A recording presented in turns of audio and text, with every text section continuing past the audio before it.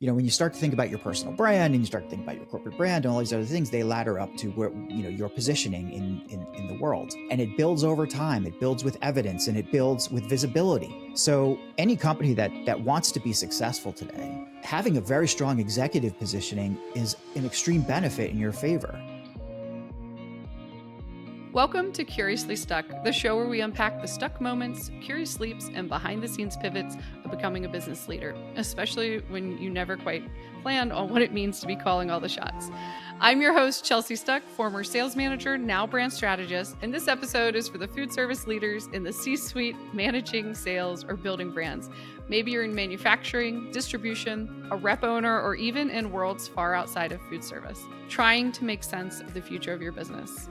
Today, we're pulling back the curtain with someone you want to know when there's a crisis. And not just any crisis, I mean the type when your executive gets caught on a kiss cam with HR kind of crisis. Actually, he's so much more than that. Dan Nestle hosts the podcast, The Trending Communicator, and has become one of my favorite marketing pals to discuss the future, AI, and all things personal branding. Today, he's joining me to delve deeper into why executive positioning matters. I'm looking at you, food service friends, so let's get curious together. Dan, I am so glad you could join me today. This has been a long time coming. Chelsea, we've been talking about this for a couple of years. I know. And I'm so glad that you're doing this. No, I really am so glad you're doing this. And first of all, you called me one of your favorites, and that in and of itself has made my day. But I'm super psyched to be here. I'm every time we talk, it's always an adventure. And I'm sure today is not going to be any different than that. Always an adventure. I don't know if I'm going to delve deeper into that or not. A good adventure. A SFW, safe for work adventure. That's our world. We're in the family friendly world. That's fair. So for our guests, Dan and I met years ago. So we've known each other. Yeah, he's right. And I've been talking about doing a podcast for a long time. And fun fact, did not have the balls. I didn't have the balls to do it. And so I finally looked at him this spring when we were at Mark Schaefer's Uprising, and I'm like, I'm doing it come hell or high water. And here we are. So I was so excited to ask him to join us. Thank you. Yeah. So Dan, one of the reasons why I asked you here today, and it's something that I know we've talked a lot about in our communities, but also you and I have had many a discussion, maybe you're not over Manhattan, who knows, whatever, about executive positioning and personal branding. And so I just want to kind of kick things off and give everyone sort of that level set for why we're talking about it, because I think it's just your presence online matters so much today. And I know that that's something that I really talk to our clients a lot about, but I think it's important that they hear it from somebody else. So why is this a business necessity now? And what are your thoughts around just executive positioning to set the stage? It's a great question and a multi-part question. And if you don't mind, I might wind around a little bit, but I'll get there. I love a good winding. Go for it. Yeah. Well, so I've been in comms in communications and marketing, and mostly B2B and services for the longest time, right? For 25 years, and just went out on my own last year. And I've always found myself gravitating toward content, right? Towards why, what kind of content should we be putting out there? What's happening with content marketing, very early on the stage with content marketing, et cetera, right? And when we think of this stuff, we usually think, okay, what can I do for the company, or what is the company putting out there, or like what? Especially if you're working in-house and you are, a B2B marketer or a in-house marketer or communicator, because you don't think of yourself, you think of the company. And it's the same thing for executives who are in the company. You think that, and forgive me for being presumptuous, because it's not everybody, but so many think that, okay, if I'm talking about something, I have to be talking about the company, and my company may not be newsworthy, or we're not doing anything exciting, so I probably shouldn't say anything. Or what do I have to talk about? I'm just a CEO, or I'm just a COO, or director of comms, or whatever it is. And that might work for you, for your career.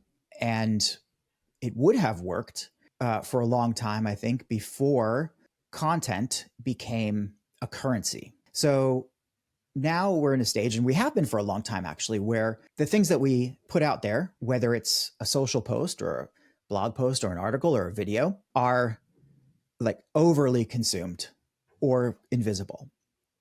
And having the right kind of content out there, the right kind of strategy, et cetera, make sure that you get the visibility and that you're out there on the right channels that you need to be out on, right? So that's the kind of current situation. Audiences are all over the place, so being silent and not doing anything, which might have worked in the past, is leaving the door open for every other shop out there, for every other company that's in your space, for every other person who has similar or competing points of view to you, to fill that air with their own words and their own content, so that, when your consumers, when your customers, when your potential clients are looking to learn more about something, or something comes across their LinkedIn feed or their, whatever social platform they're using, the names that they're seeing aren't yours. The brands that That's they're so seeing aren't true. yours.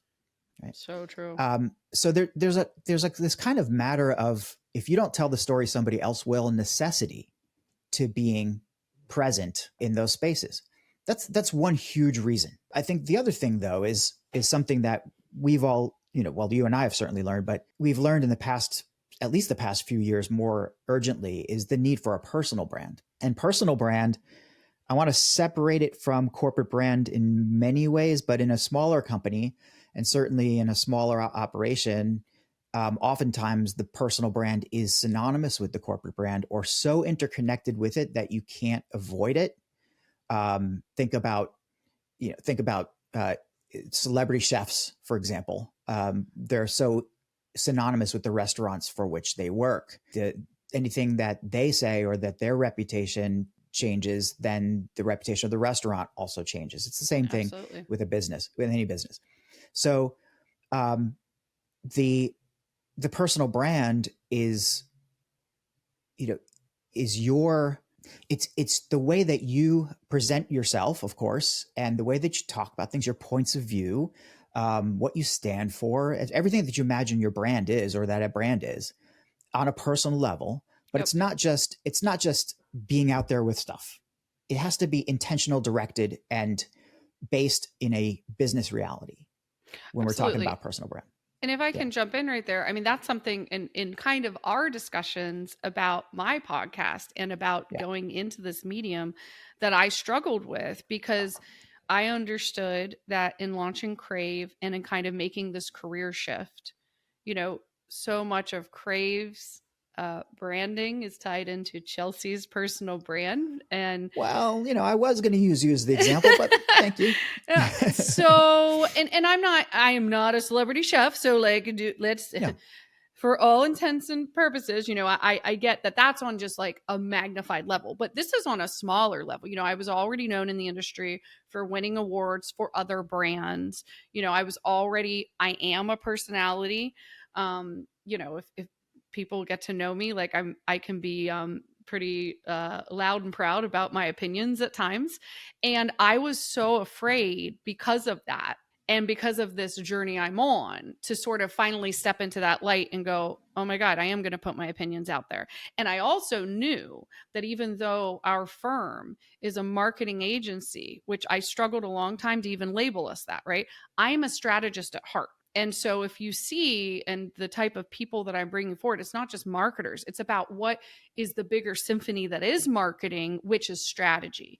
And it is thinking about, where you want to take the company, where you want to take your sales, and all of that. So I 100% agree with you. And I think that that's something I really have tried, especially because I deal with a lot of like rep firms and smaller, more small to medium businesses, that they're not a lot of people strong. So they don't have as many personalities. They don't have as many viewpoints, maybe within the group, but like explaining to them of like that journey and why it's so important. So anyway, continue. So, well, in your case, right, and I'm trying to get back to this whole idea of executive positioning, right? In your case, you have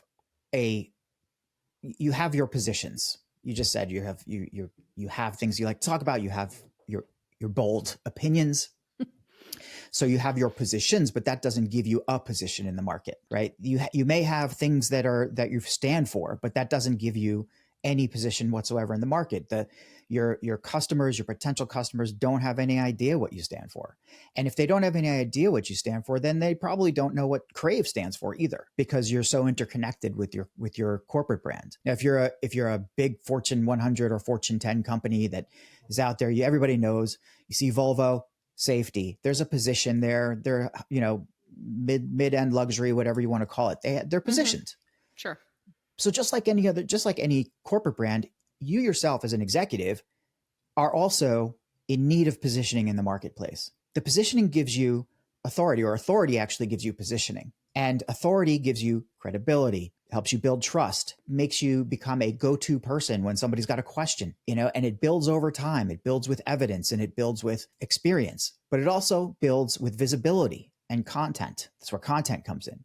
So you have to build this, you build your authority by professing or by talking about the things that matter to you, and by talking about your industry, and by being the expert that you are, and associating yourself in some way in the minds of your audiences. Then that gives you this kind of position. Oh yeah, we know Chelsea, she's well known, she's an authority on such and such. And your position should be an authority on XYZ. When you start to think about your personal brand and you start to think about your corporate brand and all these other things, they ladder up to where, your positioning in the world and in the market. So any company that wants to be successful today, especially the less visible companies out there, having a very strong executive positioning is an extreme benefit in your favor. I mean, assuming that your executive, that, like you said in the earlier on, doesn't get caught on kiss cam somewhere, and even then, having a strong positioning will help when the executive apologizes for being caught on kiss cam, because there were some layers to that situation. Yeah. But if you're trusted and if you're known around the people that know you, an infraction or like a slip up or some kind of social faux pas isn't really going to do as much as if you are a nobody. Correct. So there's a lot of different ways to look at this. Yeah. Then if you're a nobody and you've had no voice and you've put nothing out there, then that's the only thing they know about you. They know nothing. Literally, they know nothing other than that. Other than you're the kiss situation cam guy. Or your kiss cam guy. So it's funny that just happened in the lead up to us having this discussion. But and the one last thing I will say on positioning is position implies that it's relative to something. So it is your positioning is relative to your market, your competitors, other CEOs in the same space, other leaders in the same space, other people with similar points of view, and that it can be on multiple matrices. So as an executive in the food services industry, your position is relative to other executives within the food services industry. And you clearly don't want to be at the either off the chart, like not visible on the chart. Right. Off the chart in a good way is a good thing, but like being invisible or being positioned negatively with respect to the rest of your peers. So positioning is an incredibly important thing. I will say that there are times when I watch, and it's almost like if your positioning has no depth to it, right? And it's just noise to be seen and to create noise. I mean, I think this leads me into kind of my next question to you and what I really want to talk about, which is, and this is something I know you're working personally on. It's like, how do we deal with this now that there's AI? Because I could have essentially no position, no voice, no real depth to my opinions or knowledge base or what I'm sharing. And I can amplify myself and recreate myself a billion million different times and ways. And it's still what we like to refer to as AI slop. And so I think that there's something to be said about, how do we deal with this and make sure that with the ability of AI to replicate and make more and more and more, that it doesn't just sort of become a sea of sand. That's where building authority and credibility really come into play. And AI can either help you build your credibility or it can destroy it. Fair. Very fair. Well, the AI itself wouldn't be destroying it. You would be, by using it improperly. So let me just address a couple things. For please tangent. You're totally right. You're totally right about like uh, the positioning can't be empty or vapid, or like, and also if you're off the charts in a certain way, if there's nothing behind your positioning, or if there's like some sort of, if it's inflated, that's not necessarily a good thing. I mean, I've done some work really looking hard at the Fortune 250, right? And what makes those executives well positioned or not, and like what are the elements that feed into positioning. And we looked at a lot of data and on that. And there's one CEO who, when we included him in the data, it threw everything off because he was so far off the charts in good and bad ways that it destroyed the kind of the insights that you could draw from most people. And well, I'll give you one guess who that one CEO was in the Fortune 250. I don't know, Kiss Cam guy. No, I'm joking. I'm Firebrand, joking. Elon Musk, right? So Elon Okay. Of Musk, course, of I course. mean, especially, a lot depends on timing, but you can't do any studies including that guy because it's just, you don't get Yeah. any real readings. Yeah. But for the most part, though, when you're looking at, positioning, you can look at so many different data points about how you're building that trust and credibility. So when you use AI, there's, just like anything else, there's smart ways to do things and there's not so smart ways to do things. And I don't know, growing up in our culture, I'm sure that you have been told or heard or learned any number of proverbs that tell you that no shortcut is a good thing. You have to earn your rewards. If something's too good to be true, it usually is. You can go on and on. Yeah. Yeah. Now, AI does seem like an incredibly great shortcut. And in some respects, it certainly is. But is it a shortcut over tasks that aren't critically important to your message and to your thinking and to your credibility, or is it a shortcut over those tasks or those elements? And that's where you have to sort of make some decisions. So if you are, like you said, you've had no position, you have no opinions on anything, or you're not sure where you stand, and you start to use AI, and the AI starts to manufacture these things for you. Suddenly you can today go on ChatGPT or Claude and say, I want to write a blog post about bird migrating habits in the Eastern Hemisphere. And guess what? You will Sounds write something, will come out, and you can super put that interesting. out there and be an expert in migration patterns of swallows or whatever it is. You think that gives you credibility, or that gives you authority in in bird migration patterns, but all it will take is one or two questions, a couple of people start talking to you about it, and you will be exposed for the fraud that you are. Sure. This doesn't bother many people, and this is why you have slop, Mm-hmm. because some people aren't bothered by it. They just want to get everything out there, get known for certain things, and suddenly, okay, yeah, I'm the world's greatest marketer because I'm writing all these. I'm writing, and in quotes, all these things about marketing because AI is telling me about, oh, this is what's happening in SEO versus GEO. Oh, that looks like a great article. I'm gonna put it out there. Well, you're wading into dangerous waters because somebody's going to ask you about that, and you can't put your money where your mouth is. So yeah, AI can turn somebody into a version of themselves that does not exist, and the long-term effect of that is to damage your credibility and authority. On the other hand, if you have your ideas well thought, if you have a history and a legacy and experience proven that ladders up to you being an actual expert in this particular field, you know, maybe authority and credibility are missing in the public mind, but you have authority and credibility already within your industry, within your world, among your peers. It exists. You can't manufacture that from nothing. Or maybe you are simply an expert in something and you want to establish that credibility. You want to establish that authority. The baseline there is you have the intellectual material to build on. It is yours.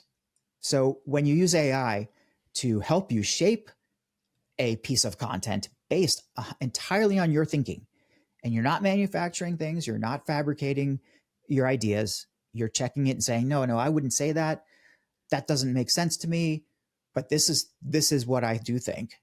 And you're putting things out there that are authentic to your thinking and authentic to your knowledge, then it's an enhancer, Yeah. right? And And I then it think can it help you get where you need to be. and I think it's important, especially for our audience, because in this case, who typically, or at least who I'm reaching out to, tend to be more in sales management roles. They're experts in a particular segment or vertical Yeah. within the industry. They're not marketers, and so I think that's one of the things that I want to bridge the gap of. You don't have to be a marketer to work on your executive positioning, like at Oh no. all.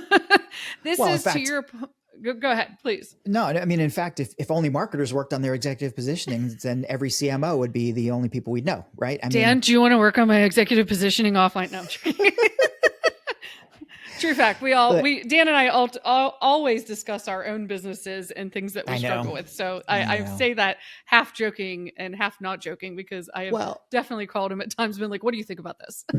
well, some of what I'm doing is your fault too, Chelsea. So Yeah. that's Well, or I thank you for it. Either way, there's Ooh, there's I no, like that. we have a, this is the great thing about the communities we belong to, by the way. Sidebar is, Yeah. when in the Rise community and in Mark Schaefer's Uprising group that we've now Yep. both been to several times, you form this network of people, these deep connections and friendships Yeah. that are all, out for your good. Like, people Yes. want to help each other. And we've been doing that, I think, consistently now for several years. And it's why I keep going back. But anyway, back on track. Nice plug for Shameless plug Schaefer. for you, Mark Schaefer. We love you. Yeah, go to the Uprising.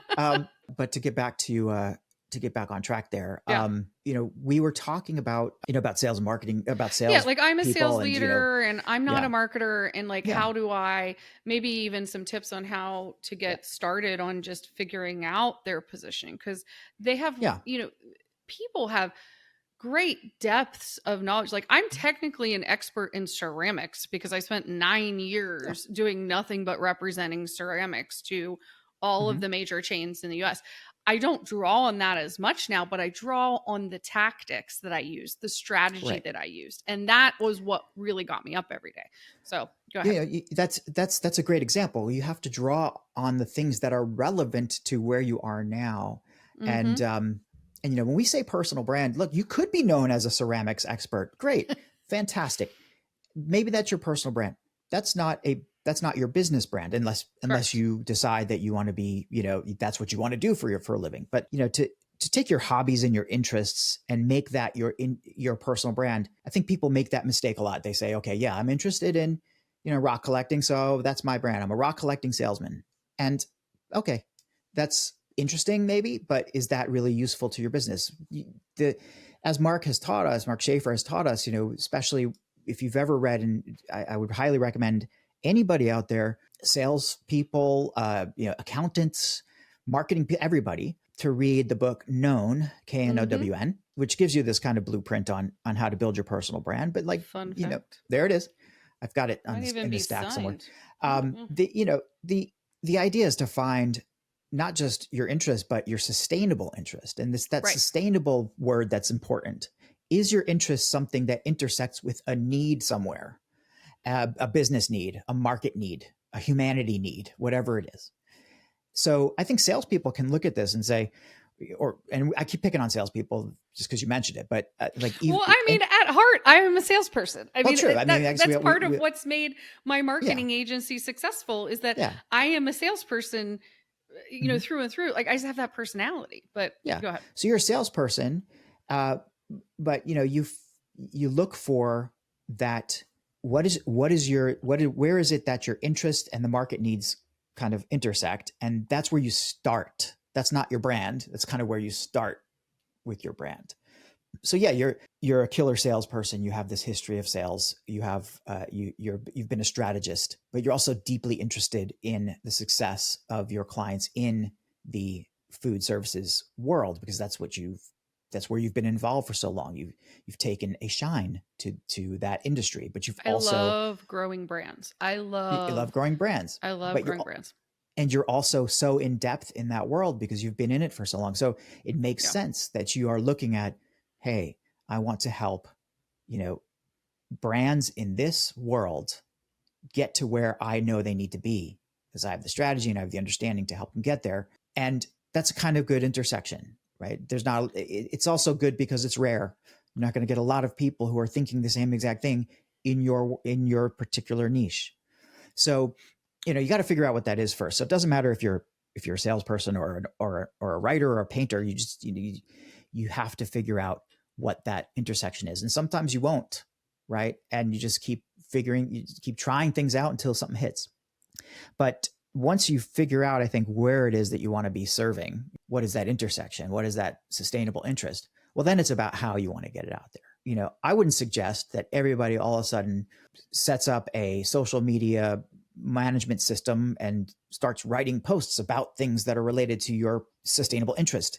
What are your goals? What are your business goals? What are your personal goals? And then, you have to then employ strategy to figure out what the right approach is for you to develop your personal brand. Maybe you're the type of person that your personal brand needs to be developed in person at conferences and events, where you are out there talking to the right people but building over time with your audience. That's how your audience absorbs information. That's how you need to give them information. I would think the executive leadership part then is then taking those tactics and then bringing it to a broader audience and bringing it forth in different ways, like writing how-tos, writing, sharing insights, in a variety of different, whether it's in written form or video format. Yeah, finish your thought if you want to, but I guess I was taking a little run with the salesperson, Yeah. But when we talk about the executive who has a broader remit and has to reach broader audiences where their brand is connected so directly with the company's brand, then you owe it to your audiences and to your brands to be visible where those audiences are. And nowadays, of course, they're all on different digital channels. So yes, that's where you have to start thinking about, do I need to be writing tips and advice? Do I need to be offering industry commentary? Do I need to be writing feature articles that are in depth in a particular place in my field? Do I have to prove my worth as an engineer, for example, to make way with this audience? There's a lot of questions that you should be asking yourself once you start to figure out, okay, how do I reach my audiences? And that's all part of audience research and what they're looking for and what it takes to build credibility. But you don't need to be a marketer at all to do this. And, it helps to have the help of marketers and communicators to do it, of course. Sure. And especially if you want that visibility in the right places, then you want to work with people who understand how to find those places, how to reach those audiences, what resonates, how to build your narrative, how to build your content strategy, et cetera, et cetera. If you can do it all yourself, then fantastic. Well, let me go down a path of something that I know you're doing, and I kind of want to bring this full circle. You've been working on kind of, I don't know if, and correct me here, maybe methodology.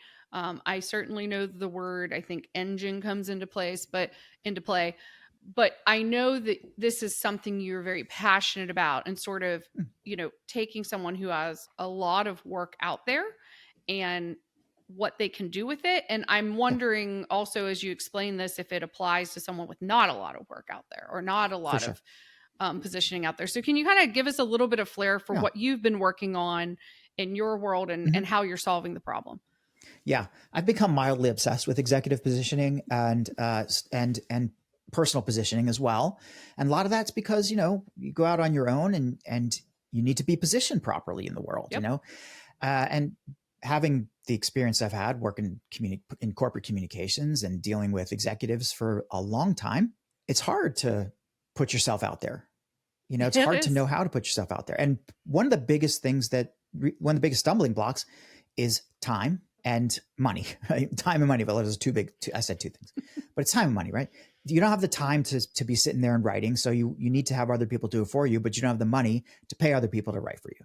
And you scale that out. That means CEO is really busy. We have to pay an agency or consultants. It's expensive, blah, blah, blah. Right. So there's a lot of constraints to putting yourself out there. And it applies on the personal level. So when I figured out what I wanted to be doing, which is talking about communications and the future of PR and communications and marketing, where it intersects with technology and how to kind of bring people kicking and screaming into that future. I started the podcast, the Trending Communicator.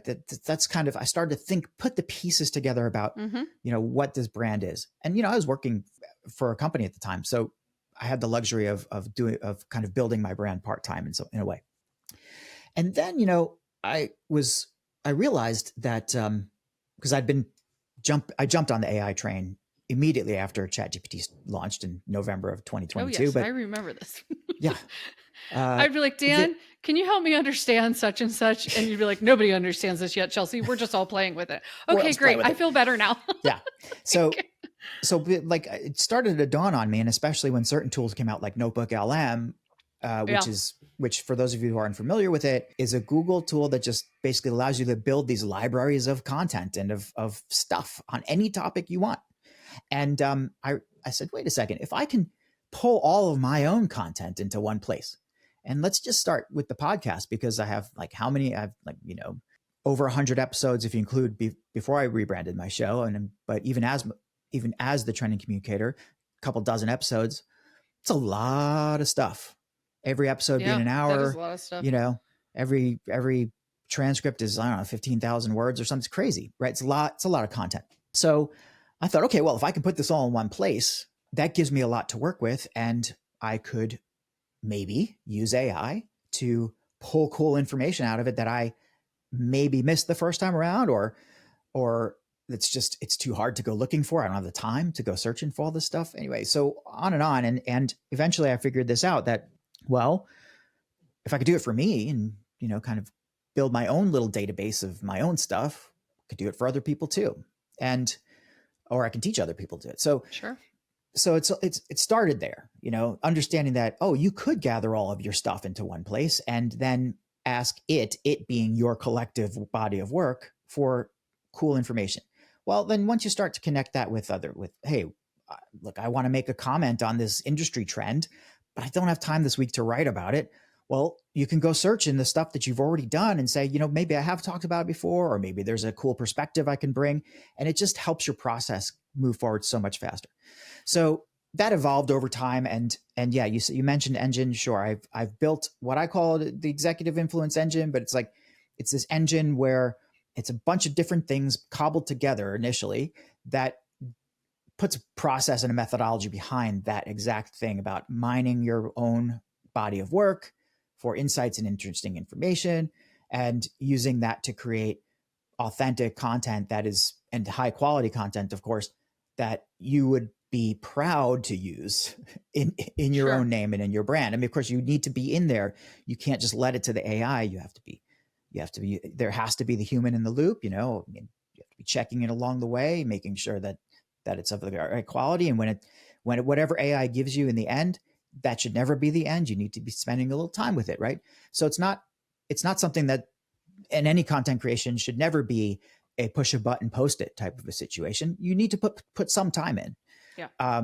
But this saves a lot of time for people who are content rich and time poor. So if you think about it that way, yeah. It gives people something to, sometimes I've noticed a lot with clients, and I tell my team this, I'm like, they need something to say no to. And I mean it that, like, don't be afraid of, in the words of, I think, Lauren or Filament, the shitty first draft, like some people need something to then have an opinion and kind of get their brain going, because That's right. they get very stuck in the analysis paralysis, or they don't know where to start. And so it helps a lot with that.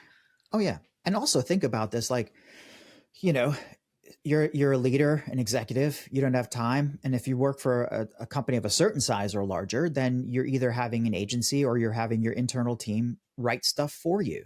And I'm not suggesting that you don't need those people, but what I am suggesting is that they spend a lot of time writing and rewriting and trying to get your message right. Whereas they could spend a lot of less time doing that and spending more time on helping you really strategize on where that message should be going, or, kind of finding new information, doing more story mining and doing more like aggressively kind of growth activities. And you don't have to pay agencies that much to do this kind of stuff if you have the right tools in house.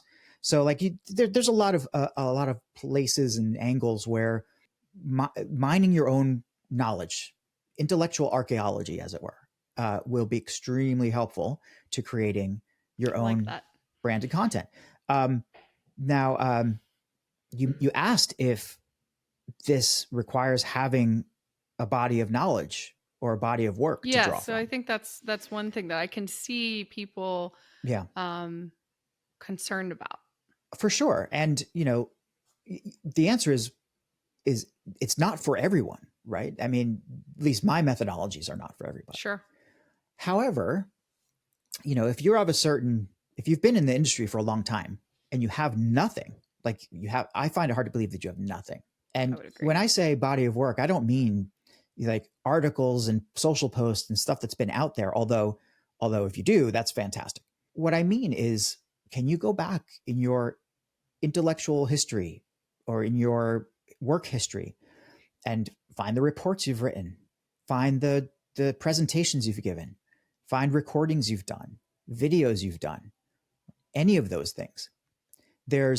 You have a resume, you have you probably have a resume, you have any number of pieces of information that when you knit them together create a picture of you. Then you also have something at your disposal at any time of day, all day long, and that is, well, I'm assuming you have a cell phone, you have a mobile phone with a little voice memo or recording device on it, right? When you have thoughts about something, when you want to talk about something, you can talk into your voice memo and start to kind of build your own knowledge base. It may take a while, or you can be on a podcast and talk about it, and take podcast recordings, but you could certainly record what you have already done. So even if you don't have a body of work, there's a way to create mineable assets, let's call them mineable content assets, if you have a history, if you have experience to draw from, if you have wisdom.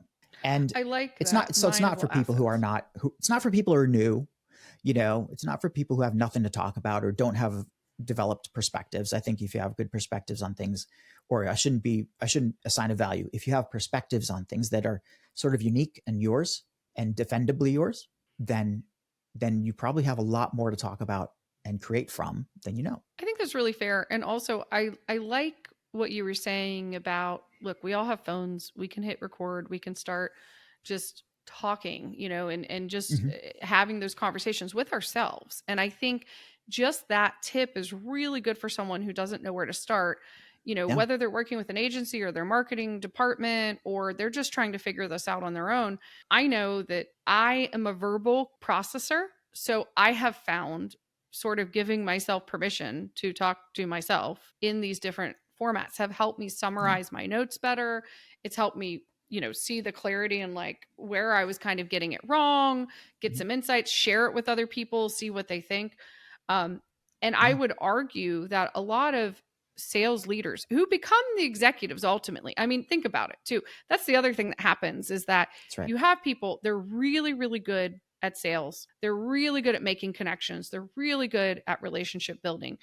And so they keep getting promoted up Mm-hmm. into these executive positions. And now it's sort of like, well, I knew what to do when I was, Joe who walks out and represents this brand and do this day-to-day activity. But now what do I do with all that intelligence that I'm leading a team and helping them? Mm-hmm. You're setting the pace for the company. You're the one that's kind of, to your point, like, I mean, one of my strategies, and I've done it very successfully over and over, is make the company look bigger than it really is. I stage manage brands. This is what I do. Mm-hmm. I put on a great performance, right? You put on a great performance. Suddenly people think that you are much more tech savvy, or whatever the goal is, right? Mm-hmm. Or larger and product or capabilities. And it's not that you're lying. You're just doing a great job of helping people suddenly see all of those really cool, interesting things about you. And what I like about what you said with mineable assets is, if you're in a position where you don't feel like you have that, starting with having those conversations with yourself, deep diving on all the things, whether it's about the customer base, whether it's about the market positioning, whether it's about the history, whatever it is, Yep. just those stories could lead to so much So that much. you could use.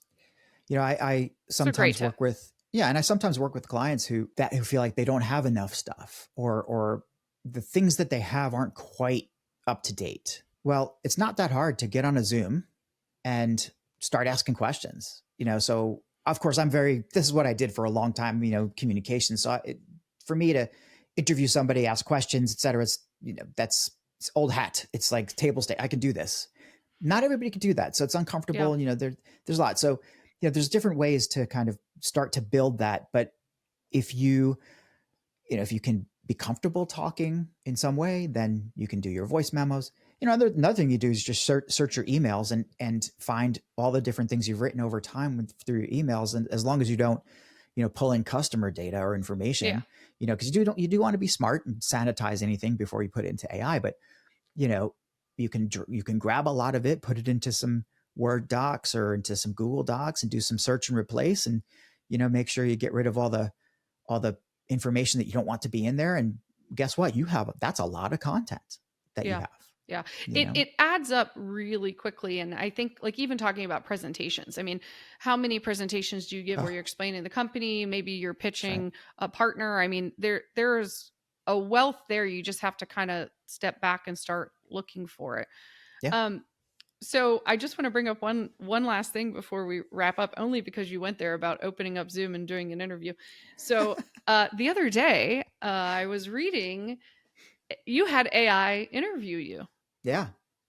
It was hilarious It's because funny. I loved the way that you prompted it. And so I just wanted you to share sort Yeah. of, your experience with that and what just your experience with it It's and so, what do you suggest for us? oh Because man, it literally inspired me. I'm like, I should do this before I get on a podcast with Nestle. And then, of course, I didn't well, have time, but I am going to do it and post it like you did because it was pretty funny and Of good. course thank you. And we have to give props to Mark Schaefer, of course, because Oh, he's the one who did it yes, first. yes, He put yes, out he wrote yes. this blog post. He wrote this blog post, said like I think it was the greatest interview he's ever done was with Yep. AI. And he had AI ask him questions. And anybody out there can do this. We were just talking about how do you talk about yourself, or how do you Right. talk about your brand. So set up a simulation with AI. You could start with a simple prompt like, hey, interview me, ask me questions about my business and my career, and let's keep going until I say stop. Like that's the simplest way to do it. What I did, I took Mark's example and I thought, hey, because I'm a little bit of an advanced user. I mean, like some of us are, I guess. Sure. Mark certainly is, but I thought, wouldn't it be funny if I had my interviewer be kind of hostile to me, and This was the part I liked. what's a really great hostile interviewer? And I, being a PR guy, I thought, okay, I'm going to set it up. I told Claude, and I use Claude, by the way, more than any other large language model, more than ChatGPT, et cetera. I asked Claude to act as a 70s PR hack who public relations like loser basically, who had just lost a few clients and was pressed for time in between two martini lunches with the editors of the Wall Street Journal and the New York Times, and who was like, why am I wasting time with this guy? Right. So And that was the setup. for Yeah. those that are not deep into prompting AI, I mean, he literally wrote this out, and just as he just spoke it, and just said, "This is how you're going to act," and what ensued was amazing. It was so it was hostile. I was like, all right, Nestle, tell me about this. Isn't this executive influence engine just a fancy way of like saying like, I don't know. Yeah. I forgot what it said, but Don't give me the fluff words. Don't give me isn't it just fancy fluff? And it really pushed me to just think of ways to counteract some of that messaging. It was fun. Yeah. The other and it just also kind of related is one of the best experiences that I've had in building my business was our friend Frank Prendergast from the Rise community. He put together this amazing sales page creator, which is a series of interviews you do with ChatGPT. It took a couple hours. I have to look this up. But I haven't seen that. they ask deep questions and then they come back to you with some pointed follow-ups. And the AI was just asking me these really great questions about my audiences and my business and their pain points and everything that you could possibly think of. And after that, of course, everything's in AI. It's recorded. You have a document, and that document becomes great content for you to draw on. So, anyway, like working with AI interview, like having AI interview, great idea. to get some deeper knowledge about your points of view. And a great example of how you're using your best stuff that's in you and using Yeah. AI to just get it out of you, not to make it up and then Oh, hope for that you sure. need to edit it into, Yeah, what's true. that's Well, right. this was so helpful and so inspiring, and I really have Thank you. appreciated the time. Is there anything else that you feel we haven't covered, or Yeah. that the There's listener really needs to know about this subject? Yeah, there's one thing, and it's a question that keeps coming up, and I figured I'll head it off at the pass before it goes anywhere. And it is the whole ethics of using AI. And we touched Good on one. it a little bit right before. And you know, ethics is something that you're supposed to do, but you're not required to do, right? And it's always better, I believe, to go very, very hard on the ethics than go soft. So when it comes to AI assisting you with your content, whether you're using it to write something small or large, it's up to you on how to represent yourself in that. And there's no decision about this. But I will say that if you are presenting your own ideas and AI is helping you present those ideas in a way that is going to sway audiences or try to persuade them to do something, it is ethically correct, I would say, to tell your audiences that AI is involved in your process. Hmm. And how Okay. you do that is still up for grabs. But build in ethics into your system. So I make sure when I build these engines for my clients and for myself, one of the elements and one of the components of the engine is an ethical guideline checklist that is tailored to the person and to the industry.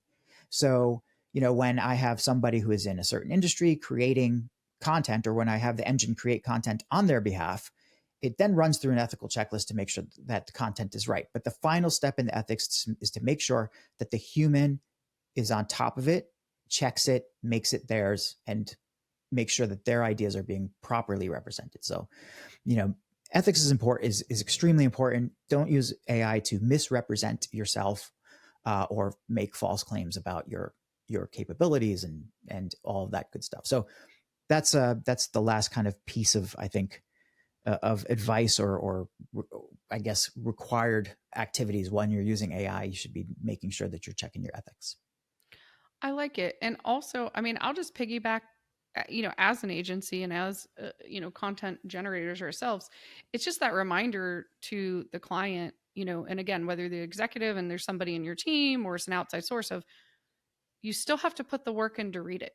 Like Always. you just have to, like, that's the part that I think people keep forgetting, or sort of, I don't know, like, just not remembering when they're like screaming about like AI Yeah, did this or what. Well, did you read it? Did you put that's right. some thought into it? Did you think about what it said? Were you, your mind off Yeah. at lunch or something? Like, if you do that, then why are we worried about this tool? Because you just got there a lot faster and a lot better, but you still have to put the human in it. Like, that part doesn't Look, go I away. I think it's no different than working with a ghostwriter or a Sure. freelancer, or a copywriter, in that you wouldn't like sign off on stuff that they're writing for you blind, right? Right. They're And if you're you putting you're do, if you do you that, get what hey, you deserve. shame on you. You get what Yeah. you deserve, right? You wouldn't do that if you're the Yeah. CEO. Like, I've never come across a CEO who'd be like, no, I don't ever want to see anything that you're writing Yeah. that has my name on it. You could build as an internal, like as the comms leader for companies. I gained the trust of the executives, and Sure. they would always say, Dan, did you sign off on this?